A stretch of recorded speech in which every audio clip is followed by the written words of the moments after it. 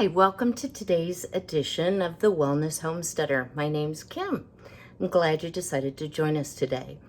So I knew this was going to happen sooner or later. So if you look over my right shoulder on the counter, this is Frankie. Look at him. He's like, I'm not on the counter.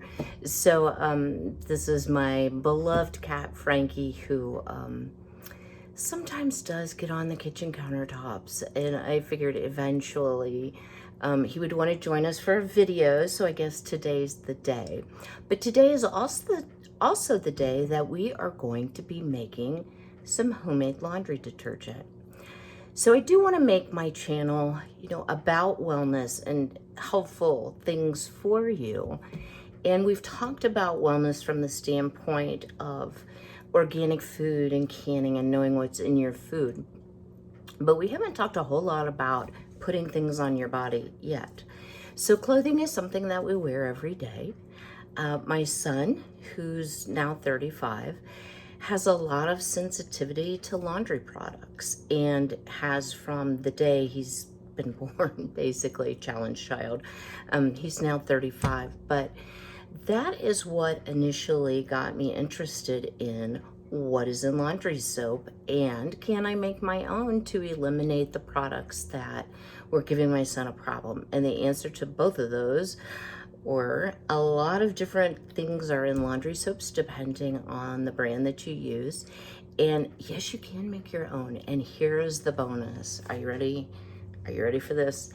You can really save yourself so much money by making it yourself. So in addition to the health benefits you get from avoiding a lot of chemicals, you're also going to get a benefit to your pocket, which I think is important to all of us. Since the onset of the pandemic and the supply chain being interrupted, I know for myself, I'm mostly a Walmart Aldi type shopper, but at Walmart particularly, there were whole aisles that were just absolutely empty. And if you have brand loyalty, like if you're a Tide user, maybe you could find Tide, maybe you couldn't. The other thing that I'm sure we've all experienced is there is some price gouging, unfortunately, going on. So if you're a very brand loyal person, and for example, you want Tide, and Tide is in short supply, you're definitely going to pay for it. So I'm going to show you today just how easy it is to make laundry soap. So I'm going to leave the camera here, and then when we actually start making it, I'll flip you down so that you can see what I'm doing. There are some different options for you as far as the ingredients that you use in the soap. What I have used for years and I really like is the old-fashioned Fels naphtha. And this is actually a laundry bar, stain remover bar. This is, I remember this from my childhood and I'm old, so this has been around many, many years. Another use you may have heard of for Fels naphtha is if you have poison ivy, you can actually lather your skin with Fels naphtha, let it dry, and it helps control the itch and also helps to dry up the poison ivy. It has a pleasant smell, but it's not super perfumed. It's beige in color. I'm not gonna open this one today because we're not gonna use Fels naphtha today. We're gonna step outside the comfort zone. The most common soap that I see used as I've looked at different YouTube videos, read different blogs, is Zote soap.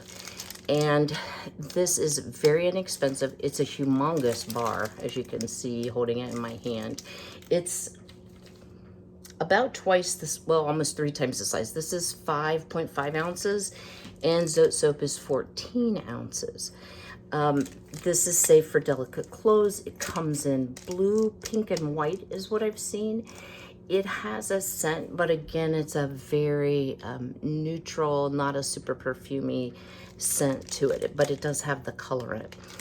But since I happen to have a couple bars of Zote, it was on sale. I decided, well, let's use the Zote today. The third option, which I don't have like right in front of me, is I make all of my own soap.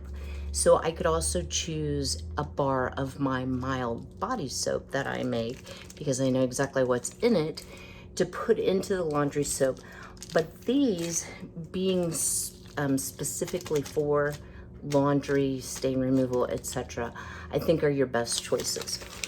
So the recipe I'm going to make, you can make up to 5 gallons. 5 gallons is a lot for me to handle as far as shaking the jug. So I have an HE front loader washing machine, so I have to use liquid. I cannot use the powder. So I also don't have that much laundry, and it takes me a long time to use up 5 gallons of laundry soap. So we're going to make a half batch today. So in addition to our bar soap, the other thing you are going to need is your 20 Mule Team Borax, or any brand of borax. This just happens to be what I had on hand. It's a laundry booster, and most people are not sensitive to borax. I have seen recipes where they leave the borax out. If your clothes are not real dirty, if you're washing a lot of delicates, or of course if it irritates your skin, you may want to skip that additive. The next ingredient is our Arm & Hammer, and I've never seen any other brand but Arm & Hammer. There may be, but I've never seen it. And it's super washing soda, not to be confused with baking soda, because it is washing soda. And again, this is a laundry booster. It can be used as a household cleaner. If you read the back of it, it gives you a lot of different uses. So one thing I have noticed, just like baking soda, it does get a little bit, if you can hear it, a little crunchy. It's in a cardboard box when moisture gets into it, but you can certainly break it up, still use it. It doesn't seem to impact how it functions or how it works. So I'll set that aside. The final ingredient that some of you may choose to use is you may want to put essential oil in. If you like a scented product, but you don't want to use artificial fragrances or fragrances that have harmful chemicals in them, you know, you can go with like the Young Living, which is a little bit pricier. I happen to have some of this. Because I'm a soap maker, I buy a lot of my products from Wholesale Supply Plus, and this is the brand's called Crafter's Choice, but it comes from Wholesale Supply Plus. Much more economical, but you're buying in a larger quantity.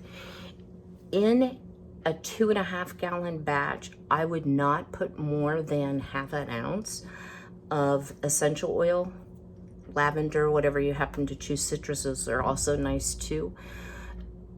Some people just like to put some drops in and scent it kind of to their taste, which is really their smell, and that's fine too. So today, as I said, we are, see if I can swing it around, microwave handle.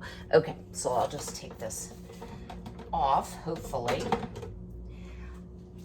I decided to use the Zote, and you can hand grate it, you know, with like a coleslaw grater.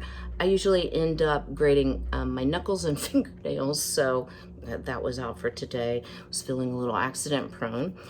You can use a salad shooter. I've done that as well.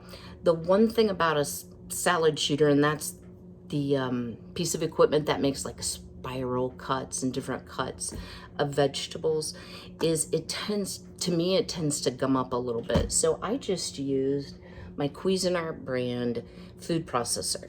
Now, do I use this for food? Absolutely, but it's soap. So soap is not going to be detrimental to using this again for food, because I can just wash it, right? So what I have here, and I've already started dumping, and then I'll swing you down. I have a kettle on the stove.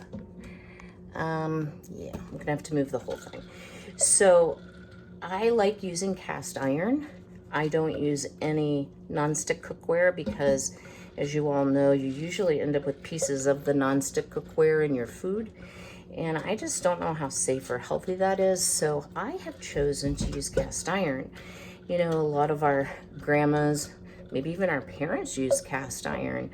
And it's so durable. I actually am still using cast iron skillets that were my grandmother's. And my grandmother was born in 1898. So, you know, over 100 years old she would be. I'm sure the skillet isn't quite that old. And I also have some of my mother's cast iron that she purchased back in the 50s. So it does last many, many, many years. So let me try to swing you around here.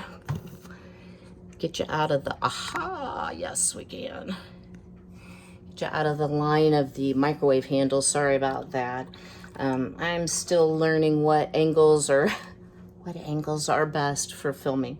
So what I've done is I have put 4 cups of water into this stock pot, and you certainly don't have to use cast iron, but I like to use a thicker kettle anyway. It seems to hold the heat longer, helps things mix together better. So what we're trying to do is we're trying to melt that grated soap, and just a rubber spatula here from Walmart is what I'm using. It can take up to 10 minutes for all of this to really dissolve and become liquid. Depends on how finely you grate it.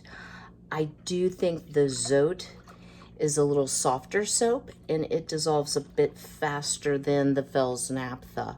But as far as cleaning ability, I don't think that I could really make a specific case for one or the other.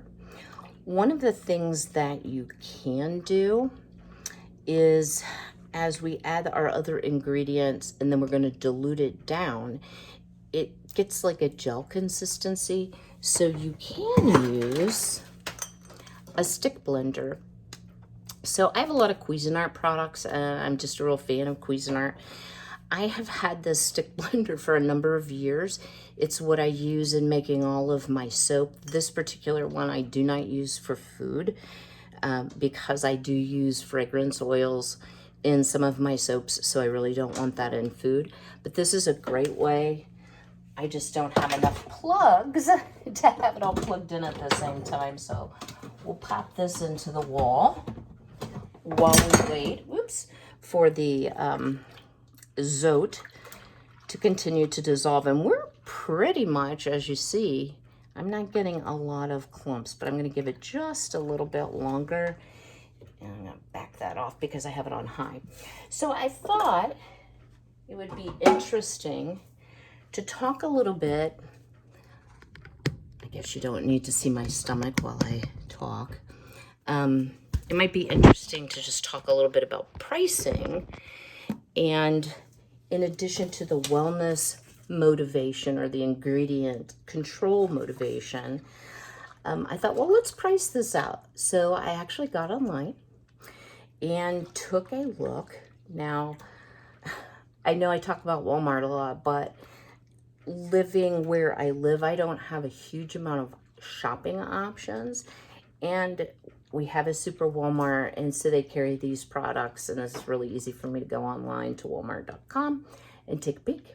So if you don't have a Walmart close to you, I will remind you that you can order these products online at walmart.com.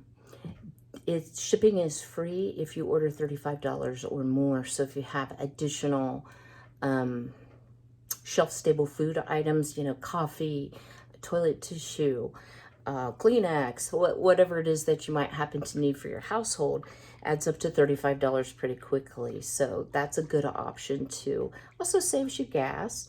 And in these uncertain times of germs, if you don't want to be out in public, that's a good option as well. So the Fels Naphtha is a little bit more expensive than the Zote. It's 97 cents that you have to give. And remember, it's about a third of the size of the Zote. Now, in this batch that I'm making, I only used half of the big bar of Zote. Zote is 88 cents a bar. The super washing soda, so the Arm & Hammer product, that I showed you is 7 cents an ounce. So it's a little over $4 for the big box, but it's gonna last you. Borax, same price, about 7 cents an ounce. So I did the math. In order to make 2.5 gallons of laundry soap, and you use 1/2 cup of this laundry soap per load, this entire batch made with Zote cost me $1 even. Now that's without the essential oil. I'm not counting my electric costs or my water costs. So this is just ingredient cost. If you use the Fells naphtha, it's $1.53 for 2.5 gallons. So how does that compare? You're gonna get about 80 loads out of 2.5 gallons. So again, went back online and I thought, okay, kind of what are the top 3 brand name laundry soaps that I know? And my mother is a dyed-in-the-wool, dyed-hard Tide user and will not use anything else, including her daughter's homemade laundry soap. So Tide, for the same amount for 80 loads, is going to cost you $14.95. So you're saving about $14 by making it yourself if you're a Tide user. Gain is sort of a mid-priced laundry soap. And also, I didn't do anything special. I didn't go like scent-free, color-free, with added stain protectors with OxyClean. I just went straight up laundry soap because that's what we're making. So Gain for the same 80 loads will cost you $8.28 versus the $1 to $1.53. The Arm & Hammer will cost you, and that is our low end, for the same 80 loads, will cost you $4.98. So you're actually still going to save about $4 for every 80 loads. Now, that's not a huge amount of money, and it may not be a big motivation for you for that small amount of money, and it is some work, and you can see we're doing some work. Why I like making my own laundry soap is I know exactly what I'm putting in there, and I know that I'm not exposing myself to harmful chemicals. I know that if my son happens to be home for a visit, wants to do a load of laundry, that he can totally do it and he will not have any reaction or problem. So that's our financial disclosure here. So we have now a lovely pink liquid, and this has now really dissolved very, very well. And I'm going to just turn that down to low. So to this is so simple. I actually have it in a baggie because I had a partial box and I wanted to be rid of the box. Oops, I just lost a measuring cup on the floor. So we're going to add a 1/2 cup of the super washing soda. This is so hard, right? And a 1/2 cup of the borax. And again, so simple. Looks like my borax also maybe is a little chunky, but okay, there we go.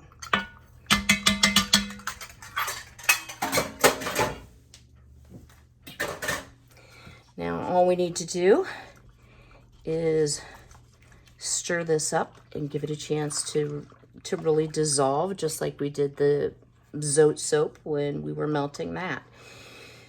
So I have a lot of my friends save laundry containers for me.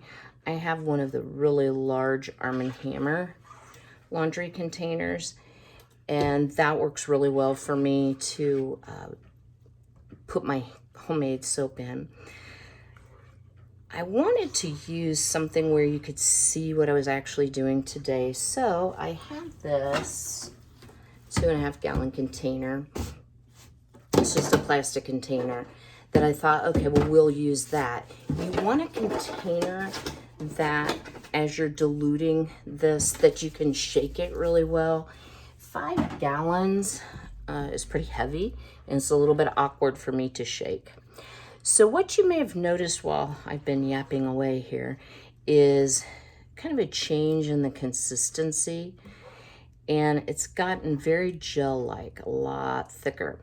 But I will say happily, there's not going to be any need for this stick blender because this is nice and smooth, and I don't see any lumps in it at all. What I don't want to do is put this very hot gel into the container and melt my plastic container. So I'm going to fill this up partway with water, give this an opportunity to cool down a little bit. I will use a funnel, and I will funnel the contents of the pot in here, top it off with water, shake it, and then the one recommendation is, let me adjust the camera again. I am so sorry. Y'all love seeing the back of my hand, right? All right. Before you would add any essential oils, I would wait until this is totally cooled so that you're not destroying the scent or the power of the essential oil with heat. So that would be my one recommendation. This batch, I might add a little bit of lavender too. I haven't decided yet. It actually smells really nice and clean and soapy with the Zote soap, so I may just leave as is. And I have another video, which I will link, that talks about how to make your own scent crystals and how to make your own fabric softener, both of which are scented and do not contain harmful chemicals.